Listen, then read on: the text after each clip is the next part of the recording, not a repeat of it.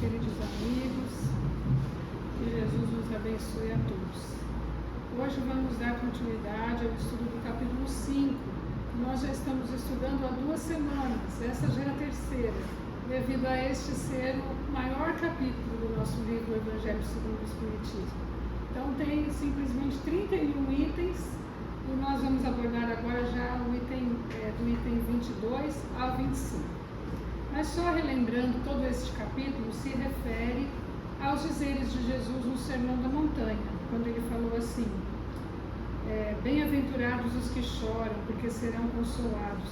Bem-aventurados os que sofrem perseguição pela justiça, porque o reino dos céus é para eles. Do Evangelho de Mateus. Vós sois bem-aventurados, vós que sois pobres, porque o reino dos céus é para vós. Vós sois bem-aventurados, vós que agora tendes fome, porque sereis saciados. Vós sois felizes, vós que agora chorais, porque rireis. Do Evangelho de Lucas. Então, essas palavras de Jesus, do Sermão da Montanha, mostram um tom muito consolador, né? Mostra Jesus se preocupando com o nosso sofrimento, mostrando que é conhecedor dos nossos padecimentos e dando essas palavras de consolação para a gente ter esperança de que tudo isso vai passar, de que momentos muito melhores vão vir. Então, é este o teor das palavras de Jesus, e todo este capítulo fala sobre isso, sobre os desafios que nós suportamos aqui na Terra, e para termos esperança de que isso tem uma razão de ser, não é desconhecido por Deus, que é justo e bom. Então, se Ele é justo e bom, tudo tem um porquê de acontecer e tudo tem um bom propósito também.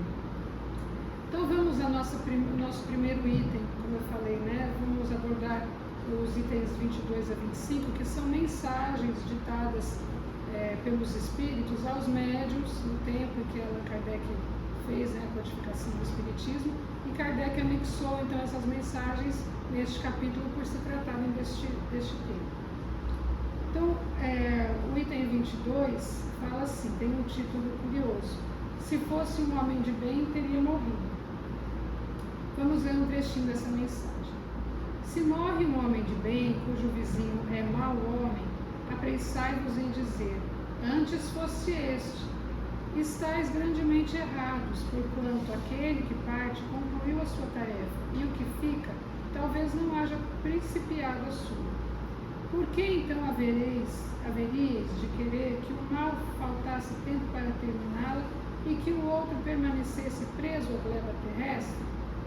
Habituai-vos a não censurar o que não podeis compreender, e crede que Deus é justo em todas as coisas. Muitas vezes o que vos parece um mal é um bem. Esforçai-vos por sair pelo pensamento da vossa acanhada esfera. E à medida que vos elevardes, diminuirá para vós a importância da vida material, que nesse caso se vos apresentará como simples incidente no curso infinito da vossa existência espiritual, única existência verdadeira. Fênelon. Fênelon é o espírito que ditou essa mensagem. Então, essas palavras desse Espírito nos mostram uma outra perspectiva, porque aqui mergulhados na carne, claro que a gente tem mais a visão material, a gente pensa em perpetuar aqui na Terra o quanto possível, então, e esse comentário, se morreu um homem bom, a gente queria que morresse o vizinho que era mau, e que o bom ficasse aqui mais tempo. Então, ele está falando que isso é um grande erro. A gente deve ver a nossa passagem aqui na Terra como uma lição, A gente tem as coisas a cumprir aqui, mas assim que ela terminar, a gente volta à pátria espiritual. Não tem por que perpetuar aqui os nossos padecimentos. E, ao contrário, uma pessoa que às vezes ainda nem principiou a sua evolução, aquilo que foi programado para ela adquirir aqui nessa passagem terrena, e a gente já pensar, tomara que volte logo, que limpe um pouco aqui a nossa psicosfera. Então, esse Espírito está chamando a nossa atenção para esse ar equivocado, para a gente se elevar um pouquinho acima da matéria e ter esse olhar espiritual, espiritualizado das coisas. Eu quero comentar com vocês rapidinho uma coisa que eu sempre acho muito interessante, que a gente lê aqui no Evangelho a teoria, mas a gente acaba vendo na prática as coisas acontecerem.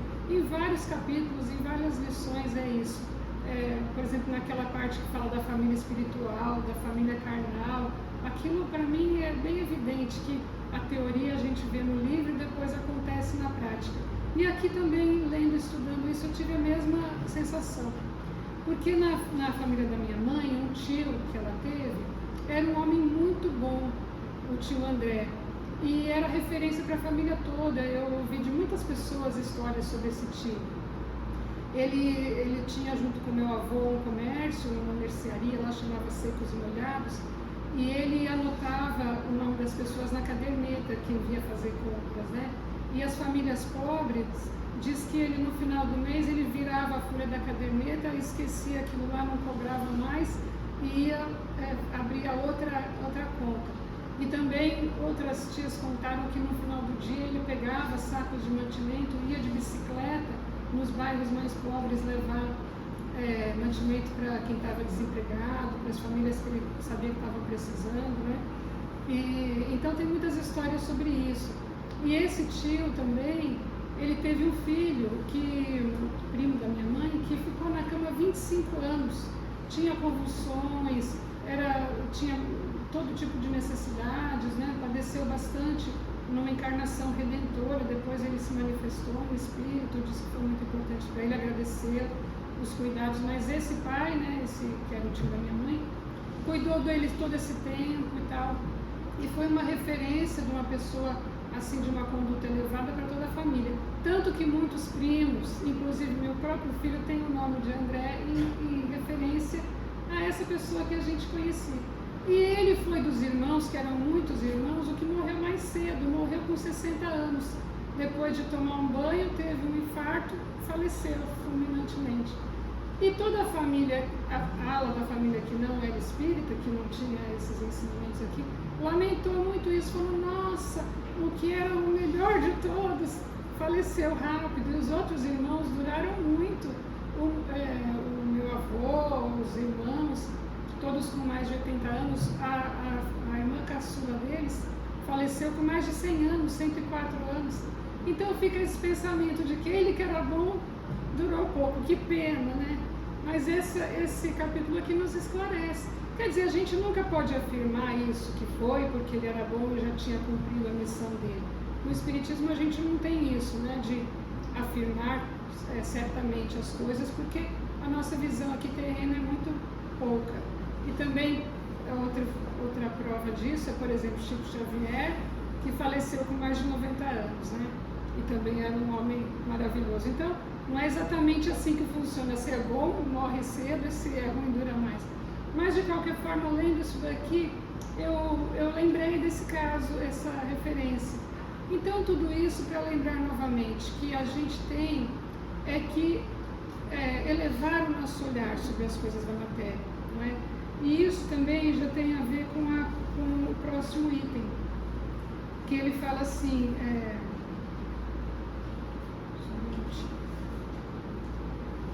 que ele nos adverte que a felicidade, o mesmo espírito fêmeno, né?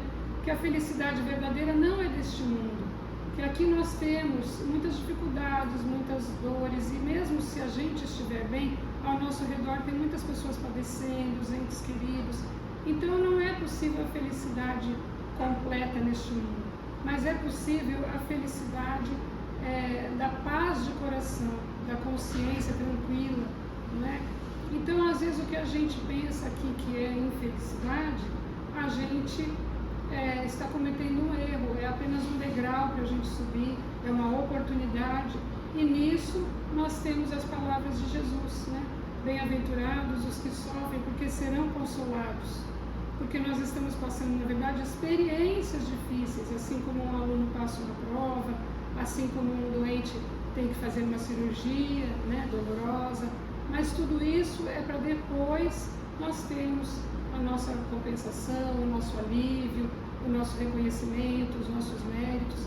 Então, dessa forma que a gente deve compreender os sofrimentos, os padecimentos, e não da visão terrena. Porque aqui, na visão terrena, o que a gente quer é os prazeres que a matéria tem para oferecer. E Fenelon nos faz essa advertência, para a gente não buscar os prazeres efêmeros, os gozos que a matéria perecível proporciona. Nós não vamos encontrar aqui essa felicidade completa, mas sim a paz do coração, como eu falei, e na consciência tranquila de fazermos as coisas certas, de atuarmos como instrumentos de Deus, onde Ele nos colocou. Então nós vamos ler um trechinho que fala sobre isso, que fala sobre os tormentos, né, que nós passamos aqui. Então ele fala também dos tormentos que a vida nos traz e os tormentos que a gente mesmo nos proporciona pelas nossas imperfeições. Ele faz uma distinção. Então os que a vida nos traz por exemplo, um revés financeiro que nos advém, uma doença grave, a perda de um ente querido. Essas são situações da vida que a gente tem que passar, que estão para nós, para serem esses degraus para a gente subir, né? Mas tem outros padecimentos que a gente traz pela nossa própria imperfeição. Então ele fala sobre isso, que são também sofrimentos grandes. Haverá maiores tormentos do que os que derivam da inveja e do ciúme, por exemplo? Para o invejoso e o ciumento não há repouso, estão perpetuamente em febre. O que não tem e os outros possuem lhes causa insônias, dão-lhes vertigem os êxitos de seus rivais. Toda a emulação para eles se resume em eclipsar os que lhes estão próximos, toda a alegria em excitar nos que se lhes assemelham pela insensatez a raiva do ciúme que os devora. Pobres insensatos, com efeito, que não imaginam sequer que amanhã talvez terão de deixar todas essas futilidades cuja cobiça lhes envenena a vida. Não é a eles de certo que se aplicam essas palavras: bem-aventurados os aflitos, pois que serão consolados, visto que as suas preocupações não são aquelas que têm no céu as compensações merecidas. Ele conclui a mensagem dizendo que de muito sofrimento se poupa aquele que sabe se conformar com o que tem, que não procura parecer o que não é, que não cria necessidades quiméricas para si mesmo e que mantém a calma e a paz em meio às tempestades da vida. Também isso é uma forma de felicidade, não é? Então, a gente tem que fazer essa diferença. O que eu preciso mudar? Porque existem esses padecimentos que estão dentro de nós, por exemplo, uma raiva, ou a gente não conseguir perdoar. Isso é um sofrimento muito grande, mas, como ele falou, não é isso que vai encontrar consolação depois. Isso é parte da nossa tarefa de autoburilamento, da reforma íntima, né? O próximo item deste capítulo 5 é o item 23, né? Traz a mensagem do espírito Delfim de Girardin e se intitula A Infelicidade Real. Ela diz assim: toda a gente fala da desgraça, toda a gente já a sentiu e julga conhecer-lhe o caráter. Venho eu dizer-vos que quase toda a gente se engana e que a desgraça real não é absolutamente o que os homens o supõem. Eles a veem na miséria, no fogão sem lume, no credor que ameaça, nas lágrimas no coração despedaçado, na angústia da traição, na desnudação do orgulho. A tudo isso e a muitas coisas mais se dá o nome de desgraça na linguagem humana. Sim, é desgraça para os que só veem o presente. A verdadeira desgraça, porém, está nas consequências de um fato, mais do que no próprio fato. Dizendo, se um acontecimento considerado ditoso na ocasião, mas que acarreta consequências funestas, não é realmente mais desgraçado do que o outro, que a princípio causa viva contrariedade e acaba produzindo bem. Então, aqui mais uma vez isso, a gente se elevar acima da matéria e perceber que muitas vezes tem coisas que nos privam, que nos colocam em situação de humildade, mas isso não é a verdadeira tristeza ou desgraça, na palavra que ela colocou aqui. A desgraça é a consequência dos nossos atos. O mal não é o que nos advém, o mal é o mal que a gente faz. Quando a gente comete um erro grave, a gente trai, a gente agride, a gente humilha, aí sim é um mal verdadeiro, né? Como aquela ela está dizendo uma desgraça, porque isso vai gerar consequências muito difíceis depois e a gente com certeza vai ter que dar conta delas. Então, mais uma vez, é isso, a gente se elevar sobre a matéria, para a gente ter essa visão espiritual das coisas que nos dão a visão real, né? Então vamos para o último item, que é de um espírito que é François de Geneve, intitulada A Melancolia. Essa mensagem é um encorajamento para nós, que muitas vezes nos sentimos abatidos. Ela explica que a melancolia que sentimos é que o nosso espírito aspira à felicidade e à libertação das provas pelas quais estamos passando. Mas ela nos diz assim: crede-me, resisti com energia a essas impressões que enfraquecem em vós a vontade.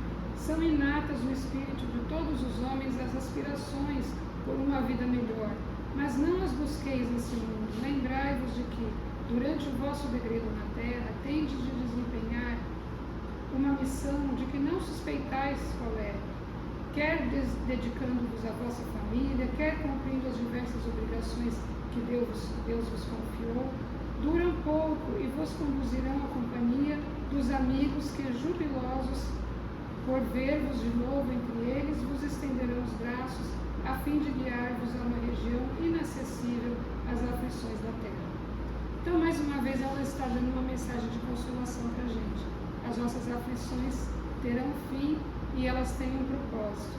Então, são esses os comentários que nós achamos mais relevantes sobre essas mensagens.